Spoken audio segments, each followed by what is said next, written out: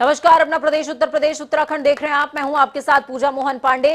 Bulletin की शुरुआत बड़ी और अहम जानकारी के साथ करेंगे। सीएम योगी से जुड़ी हुई बड़ी और अहम जानकारी आपको दे रहे हैं। गोरखपुर पहुंच गए अपने गृह जनपद। सीएम योगी आदित्यनाथ 2 दिवसीय दौरे पर हैं गोरखपुर। सीएम योगी आदित्यनाथ अपने गुरु की मूर्ति पर माल्यार्पण करते नजर आए थे। सीएम योगी ने गोरक्षनाथ की पूजा अर्चना भी की है। महंत अवैधनाथ की समाधि पर मत्था टेका। ये तस्वीरें भी आप देख सकते हैं, आपकी टीवी स्क्रीन पर तस्वीरें। सीएम योगी आदित्यनाथ हालांकि कोशिश करते हैं कि हर 10-15 दिनों में वो गोरखपुर पहुंच जाएं और अपनी धरती के साथ में, उनकी यादों के साथ में, उनके गुरु के साथ में जो उनका जुड़ाव है वो वैसा ही बना रहे। सुभाष हमारे साथ में ग्राउंड जीरो से लाइव जुड़े हुए हैं। सुभाष, क्या कुछ अपडेट है ग्राउंड जीरो से? ये एक दैनिक जो है कह सकते हैं कि दौरा है या फिर किसी तरह की कोई कार्यक्रम भी है सीएम योगी के?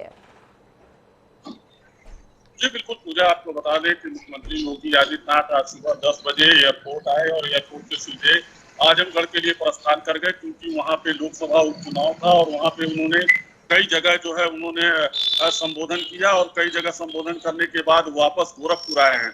आपको बता दें गोरखपुर में उन्होंने अपने गुरु अवैधनाथ ब्रह्मलीन महंत अवैधनाथ की जो है माल्यार्पण किया और उनसे आशीर्वाद दिया। आपको बता दें कि देर शाम बताया जाता है कि एक गोरखनाथ मंदिर में मीटिंग होनी है, जो मानसून को लेकर एक बड़ी मीटिंग करेंगे, क्योंकि मानसून से जो है जल भराव की समस्या हो जाती है। उसको लेकर अभी ये जानकारी मिली है कि मुख्यमंत्री योगी आदित्यनाथ जिले के आला अधिकारियों के साथ बैठक कर सकते हैं और साथ में जो विकास की योजनाओं पे भी वो पूरी तरीके से जो है समीक्षा करेंगे। आपको बता दें कि रात्रि विश्राम गोरखनाथ मंदिर में ही योगी आदित्यनाथ करने वाले हैं और सुबह जनता दरबार में फरियादियों की समस्या सुनेंगे, क्योंकि इस बार जो है उन्होंने जो है एसएसपी गोरखपुर को इस संबंध में लेकर काफी टाइट हुए थे, क्योंकि यहाँ पे काफी शिकायतें आ रही थी गोरखपुर जिले से पुलिस प्रशासन को लेकर, जिसके बाद जो है यहाँ एसएसपी ने जो है एक समीक्षा बैठक की, जिसमें फरियादियों को और यहाँ के जो पुलिस के जो एसओ थे या दरोगा थे उनको लेके आमने सामने बैठक की और 4 लोगों को उन्होंने सस्पेंड कर दिया। तो उसको लेकर जो है जनता दरबार में जो शिकायतें आ रही थी, इस पर एसएसपी भी काफी गंभीर है और कल जनता दरबार फिर लगेगा, जिसमें जो है तमाम फरियादी कई जिलों से आएंगे और गोरखपुर जिले से भी फरियादी रहेंगे और उसके बाद मुख्यमंत्री का लखनऊ जाने की जो है कार्यक्रम है। बहुत शुक्रिया सुभाष हमारे साथ जुड़ने के लिए, अहम जानकारी साझा करने के लिए। तो सीएम योगी आदित्यनाथ देर शाम को मुलाकात कर सकते हैं तमाम प्रशासनिक अमले के अधिकारियों से और मुलाकात मौसम से संबंधित हो सकती है, क्योंकि गोरखपुर में अक्सर जो नदियां हैं उनका जो जल स्तर है वो बहुत ज़्यादा बढ़ जाता है और बाढ़ जैसी स्थितियां भी उत्पन्न हो जाती हैं, लोगों के घरों में पानी दाखिल हो जाता है। तो उस तरह की स्थिति इस बार उत्पन्न ना हो, इसको देखते हुए तमाम व्यवस्थाएं सकुशल बनी रहें, इसको देखते हुए प्रशासनिक अमले के साथ में सीएम योगी आदित्यनाथ की देर शाम मुलाकात होगी। लोकसभा उपचुनाव से पहले भाजपा प्रत्याशी के समर्थन में वोट की अपील करते हुए मुख्यमंत्री योगी आदित्यनाथ ने आज जनसभा में सपा प्रमुख अखिलेश यादव पर जमकर निशाना साधा। सीएम योगी ने कहा कि सपा या बसपा से जितनी दूरी बनाएंगे उतना ही विकास होगा। अग्निपथ योजना को लेकर उन्होंने कहा कि देश के युवाओं के लिए अग्निपथ योजना की पूरी दुनिया स्वागत कर रही है, पर विपक्ष निशाना साध रहा है। जिले के सांसद अखिलेश यादव कोरोना काल में भी नहीं आए, जबकि उस समय जनता कष्ट में थी। जब आए ही नहीं तो सहायता कहां से भेजेंगे? और मैंने 3 बार आजमगढ़ का खुद दौरा किया है।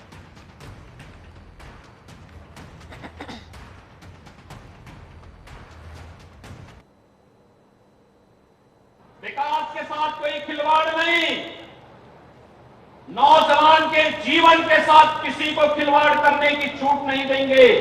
मां बहनों की, बेटी और बहनों की सुरक्षा के साथ किसी को खिलवाड़ नहीं करने देंगे और हर गरीब को योजनाओं का लाभ देकर के हर गरीब को, किसी को मकान दिया जा रहा है, राशन की सुविधा सभी को, स्वास्थ्य की सुविधा सभी को, रसोई गैस की सुविधा सभी को, बिजली की सुविधा सभी को, सड़क सबके लिए, बिजली सबके लिए।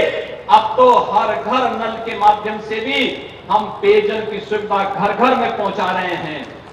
वृद्धावस्था पेंशन, दिव्यांगजन पेंशन और निराश्रित महिलाओं के लिए पेंशन की सुविधा भी उपलब्ध करवा रहे हैं कि नहीं करवा रहे हैं? तो सीएम योगी आदित्यनाथ का साफ तौर पर कहना कि युवाओं को बरगलाने नहीं देंगे और साथ में दुनिया भर में अग्निपथ योजना की तारीफ हो रही है, इस तरफ भी तस्दीक करते नजर आए। लेकिन दुनिया भर में वो कौन से देश हैं जहां पर भारत की अग्निपथ योजना की तारीफ हो रही, ये नहीं बता पाएगा कोई भी बीजेपी का नेता। खबरों में आगे बढ़ते हैं, आपको अग्निपथ से जुड़ी हुई ही एक बड़ी और अहम जानकारी दे रहे हैं। तीनों सेना के प्रमुख अब धीरे धीरे करके अपने बयान साझा करने लगे। अग्निपथ योजना वापस नहीं होगी। वायुसेना में 24 जून से पहले बैच को लेकर प्रक्रिया शुरू हो जाएगी। 25 जून को नौसेना जारी करेगी नोटिफिकेशन। दिसंबर के अंत तक पहला बैच वायुसेना में शामिल हो जाएगा। हर साल 30 दिन की छुट्टी मिलेगी, सिक लीव मिलेगी, हर महीने 30,000 की सैलरी, हर साल इंक्रीमेंट, रिस्क ट्रैवल, ड्रेस और हार्डशिप अलाउंस मिलने वाला है। असम राइफल्स सीएपीएफ में नौकरियों में प्राथमिकता, शहादत पर 1 करोड़ रुपए का बीमा। ये ऑफर है युवाओं के लिए, उन युवाओं के लिए जो आक्रोशित हैं, सड़कों पर हैं। क्या कुछ कहा है सेनाध्यक्षों ने, सुनिए। वैकेंसी स्कीम की, जहां पे केवल 46,000 वैकेंसीज थी, बट किसी वजह से ये पूरी दौड़ 14 तारीख से इन 46,000 वैकेंसीज की तरफ चली गई। ये रिफॉर्म लॉन्ग पेंडिंग था। सबसे ऊपर वाली आप स्टेटमेंट देखिए, ये स्टेटमेंट आज की नहीं है, ये 1989 की स्टेटमेंट है। 1989 में ये काम शुरू हुआ था। हमारी तमन्ना थी कि ये काम शुरू हो, बट उसकी और भी कई सारी पहलू थे। वो चाहता था कि ऑफिसर की एज कम हो, कमांडिंग ऑफिसर की एज कम हो, टीथ टू टेल रेशियो कम हो, तो एक एक करके ये काम शुरू करा गया। तो इन सेना प्रमुखों को यह भी जवाब देना चाहिए कि 4 साल की नौकरी के लिए क्या सरहद पर अपने बच्चों को शहीद करने के लिए ये भी सेना में अब भर्ती करवाना चाहेंगे क्या? कि पीछे से अगर परिवार रोता रहे, बिलखता रहे, तो उसकी देखरेख कौन करेगा? 1 करोड़ रुपए कितने होते हैं? खबरों में आगे बढ़ते हैं। जब से सरकार ने अग्निपथ स्कीम को लॉन्च किया है, तब से इसके खिलाफ विरोध प्रदर्शन जारी है। देश में हिंसा भरा विरोध देखने को मिल रहा है, तो वहीं राजनीति भी जमकर हो रही है। आज कांग्रेस ने जंतर मंतर पर इस योजना के खिलाफ सत्याग्रह करते हुए विरोध जताया है। कांग्रेस के कई दिग्गज नेता इस सत्याग्रह में शामिल हुए। कांग्रेस का कहना कि पार्टी ने सत्याग्रह करने का निर्णय इसलिए लिया क्योंकि अग्निपथ योजना ने देश के युवाओं को सड़कों पर उतार दिया है। पार्टी ने कहा कि एक जिम्मेदारी बनती है कि पार्टी इन युवाओं के साथ खड़ी हो। कांग्रेस ने कहा कि देश के युवाओं का भविष्य अग्नि के हवाले करने की भाजपा इस साजिश के खिलाफ कांग्रेस सत्याग्रह के पथ पर निकल चुकी है। सत्याग्रह की ये शुरुआत युवाओं के भविष्य और सेना के सम्मान को बचाकर ही दम लेगी।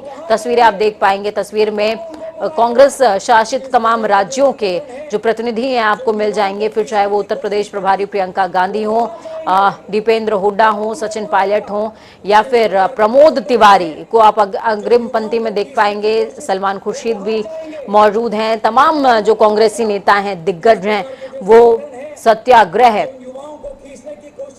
का हिस्सा बनते हुए नजर आ रहे हैं। राहुल गांधी भी इस दौरान मौजूद थे।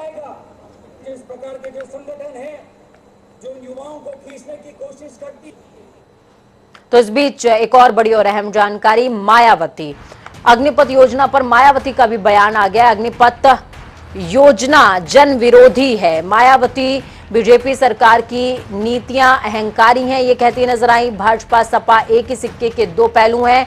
उपचुनाव में बीजेपी के साथ है सपा, हमारा प्रत्याशी जनता के बीच का है, ये मायावती का कहना है। मायावती क्या कुछ कह रही हैं, सुनिए। सिखा सकते हैं, और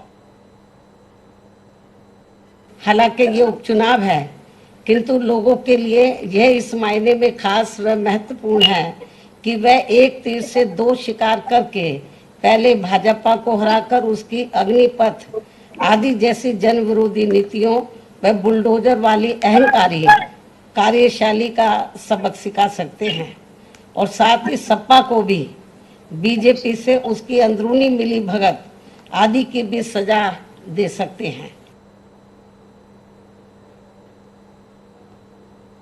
तो ये मायावती हैं, बसपा की राष्ट्रीय अध्यक्ष हैं मायावती। युवाओं के साथ तो खड़ी हैं, लेकिन सियासत का दामन भी छोड़ नहीं पा रही हैं। कह रही हैं कि उपचुनाव में हमारा साथ दीजिए, सपा भी बी पार्टी है भाजपा की, हम युवाओं के साथ खड़े हैं।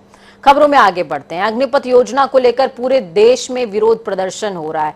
योजना के खिलाफ तमाम जो हिंसा भड़की है, उस वजह से उत्तर प्रदेश की 90 से ज्यादा ट्रेनों को रद्द कर दिया गया है, जिसमें 32 एक्सप्रेस ट्रेन हैं, 4 विशेष ट्रेनें हैं, 54 यात्री ट्रेनें रद्द की गई हैं। साथ ही आरपीएफ और सिविल फोर्सेस भी अलर्ट मोड पर आ गई है। रेलवे का अब तक 200 करोड़ का नुकसान हो चुका है। अगर आंकड़े पर आप ध्यान देंगे तो एक ट्रेन अगर आपके हवाले करते हैं तो कुल 111 करोड़ रुपए का नुकसान होता है। ऐसे में युवाओं की ओर से किया जा रहा प्रदर्शन यात्रियों को दहशत में डाल रहा है, सरकारी संपत्तियों को नुकसान पहुंचा रहा है। जनता टीवी तमाम युवाओं से यह अपील करता है कि प्रदर्शन कीजिए, आपका अधिकार है, लेकिन वो प्रदर्शन कभी भी हिंसक नहीं होना चाहिए, क्योंकि अगर आप देश की संपत्ति की रक्षा नहीं कर सकते तो देश की सीमाओं की रक्षा कैसे करेंगे। केंद्र सरकार की ओर से लागू की गई अग्निपथ योजना को लेकर लगातार हिंसा भड़कता नजर आ रहा है। बिहार के बाद उत्तर प्रदेश भी आग के हवाले जाने को अंदेशा लगाया जा रहा है। फिलहाल उत्तर प्रदेश के तमाम जो यात्रीगण हैं वो परेशान दिखाई दे रहे हैं और इस समय राजधानी लखनऊ के रेलवे स्टेशन पर यहाँ पे सन्नाटा पसरा, सन्नाटा जो पसरा है वो साफ तौर से तस्दीक कर रहा है कि यात्रियों में भी कहीं ना कहीं उन अराजक तत्वों के द्वारा दहशत की स्थिति देखने को मिल रही है। फिलहाल अगर देखा जाए तो उत्तर प्रदेश के भी 90 ट्रेनों को निरस्त कर दिया यानी रद्द कर दिया गया है। इनमें से 35 आपकी एक्सप्रेस गाड़ियां हैं, 4 विशेष गाड़ियां हैं, उसमें से 54 जो यात्री गाड़ी है जिसे कि रद्द कर दिया गया है। हालांकि एक रेलवे अधिकारी ने भी साफ तौर से कहा है कि इस समय जो सार्वजनिक संपत्ति, जो रेलवे की संपत्ति को नुकसान पहुंचाया गया है, उसका जो आंकड़ा है कुल मिलाकर 200 करोड़ का इसका हमें नुकसान मिला है, जो कि कहीं ना कहीं उन हम नागरिकों का पैसा होता है जो टैक्स पे करते हैं। लेकिन इन जो युवाओं का जो आक्रोश है अब वो साफ तौर से अराजकता में तब्दील हो चुका है और वो अराजकता जो है अब वो कहीं ना कहीं यात्रियों को डराने का काम कर रहा है। कैमरामैन रियाज के साथ मैं जया सिंह, जनता टीवी, लखनऊ। तो वहीं दूसरी तरफ अग्निपथ योजना के खिलाफ प्रदर्शन कर रहे युवाओं पर हुए लाठीचार्ज के विरोध में आज आम आदमी पार्टी ने देहरादून के लैंसडाउन चौक पर केंद्र सरकार के खिलाफ हल्ला बोलते हुए विरोध किया। इस दौरान आम आदमी पार्टी के प्रदेश संगठन समन्वयक जोत सिंह बिष्ट ने कहा कि केंद्र की तरफ से लगातार युवाओं को भ्रमित करते हुए उनके साथ साथ सेना के साथ भी खिलवाड़ किया जा रहा है, जिसे आम आदमी पार्टी किसी भी कीमत पर बर्दाश्त नहीं करेगी। आम आदमी पार्टी ने मांग की है कि जल्द ही अग्निपथ योजना को खत्म करते हुए पुरानी सेना में भर्ती की बहाली की जाए, ताकि युवाओं के साथ किसी भी तरह का छल ना हो सके। सरकार समझा तब पाएगी जब कानून में खूबियां होंगी। कानून में खामियां हैं, कानून गलत है। कानून केवल युवाओं के भविष्य के लिए गलत नहीं बल्कि सेना के लिए भी गलत है। 4 साल के अंदर एक नौजवान जो सेना में रहेगा तो उसको 4 साल पूरे करने हैं, वो सेना के प्रति समर्पित भाव से केवल 4 साल नहीं रह सकता। और जब वो वहां से निकल करके आएगा वो एक बार फिर रोजगार के लिए सड़कों पर होगा। तो ऐसे में युवाओं के भविष्य के साथ खिलवाड़ हो रहा है, सेना को कमजोर करने का काम हो रहा है। और ये पहली बार है 75 साल में कि सेना में ठेका प्रथा लागू की जा रही है। तो सरकार इस ठेका प्रथा को लागू करके अपनी अर्थव्यवस्था की जो खामियां हैं, देश के जो आर्थिक बदहाली है, उससे लोगों को उसको जो है लोगों से छुपाना चाहती है। तो वहीं दूसरी तरफ कांग्रेस पार्टी ने शांतिपूर्वक तरीके से युवाओं का समर्थन देने की बात कही है। राजधानी देहरादून में आयोजित एक प्रेस वार्ता में कांग्रेस पार्टी के पूर्व प्रदेश अध्यक्ष प्रीतम सिंह का कहना कि अग्निपथ योजना में बहुत कुछ साफ नहीं है कि आखिर अग्निवीरों का 4 साल के बाद क्या होगा, और जो सेना से जुड़े सीक्रेट युवाओं के हाथ लगेंगे, जब वो 4 साल के बाद सेना से बाहर आ जाएंगे तो उनका क्या होगा। ये देश की सुरक्षा के लिए खतरा है। उनका कहना है कि कांग्रेस पार्टी युवाओं का सम्मान करती है और उनका समर्थन भी करती है। कांग्रेस पार्टी अग्निपथ योजना को वापस लेने की मांग करती है।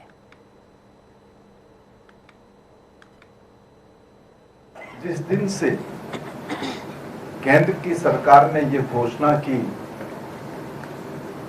कि हम तीनों ही सेनाओं में अग्निवीरों की नियुक्ति करने का काम करेंगे और जो नियुक्ति की अवधि होगी वो भी मात्र 4 वर्ष होगी। अगर ये तमाम चीजें केंद्र की सरकार ने की होती तो शायद संभवतः आज की तारीख में जिस तरीके से पूरे देश के अंदर नौजवान साथी सड़कों पर उतर करके संघर्ष करने का काम कर रहा है, ये संघर्ष होता हुआ नहीं दिखाई देता। वहीं दूसरी तरफ उत्तराखंड विधानसभा अध्यक्ष ऋतु खंडूरी भूषण ने आज मुख्यमंत्री पुष्कर सिंह धामी से शिष्टाचार भेंट करी।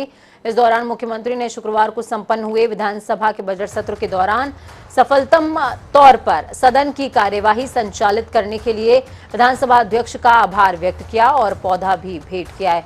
इस मुलाकात के दौरान विधानसभा अध्यक्ष ने कोटद्वार विधानसभा क्षेत्र से संबंधित अलग अलग विषयों को लेकर मुख्यमंत्री से वार्ता की है। ऋतु खंडूरी ने कोटद्वार में स्थायी रूप से उप जिला अधिकारी की नियुक्ति पर गंभीरता से विचार करने को लेकर बातचीत की।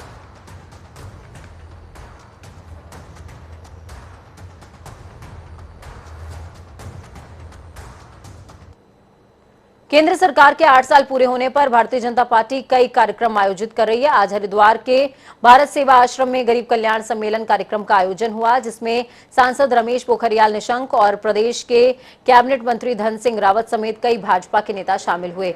बीजेपी के इस सम्मेलन में हरिद्वार लोकसभा की सभी 14 विधानसभाओं से सैकड़ों की तादाद में बीजेपी कार्यकर्ता पहुंचे। कार्यक्रम में मोदी सरकार की 8 साल की उपलब्धियों को गिनाया गया और योजनाओं को जमीनी स्तर तक पहुंचाने के लिए प्रेरित भी किया गया है। मोदी सरकार के 8 साल पूरे होने पे एक सुशासन गरीब कल्याण का कार्यक्रम आयोजित किया गया और उसमें हमारे लोकप्रिय माननीय सांसद जी, हमारे सभी विधायक और जितने लाभार्थी थे उनको आज यहाँ पे पार्टी के द्वारा बुलाया गया था और भव्य कार्यक्रम हुआ। और मैं कह सकता हूँ कि आजाद भारत में जितना काम हमारे प्रधानमंत्री जी ने गरीबों के लिए किया है, आज तक के इतिहास में कभी नहीं हुआ है और पूरे गरीब लोग प्रधानमंत्री जी के साथ हैं। उनको तो हमारे प्रधानमंत्री जी ने 5 दान सैन्य दान कहा है और यहाँ का तो बच्चा भी सेना में है। औसतन एक परिवार से एक व्यक्ति सेना में भर्ती है और उस परिवार की माता और बहनें भी 2 विदेशी सीमाओं सैनिकों की तरह काम करती हैं। और मैं तो सौभाग्यशाली हूँ, मेरी बेटी स्वयं फौज में है। तो हमारा जो उत्तराखंड का है वो हमारा संस्कार है देशभक्ति का और इसलिए यहाँ पर प्रधानमंत्री जी का बहुत स्वागत हो रहा है। तो निशंक जी की बेटी के समय पर अगर ये 4 साल की अग्निपथ योजना होती तो सिर्फ 4 सालों के लिए वो गौरवशाली होते कि उनकी बेटी सेना में है और उसके बाद वो कहते कि मेरी बेटी बेरोजगार है। वक्त छोटे से ब्रेक के उस पार खबरों का सफर लगातार जारी।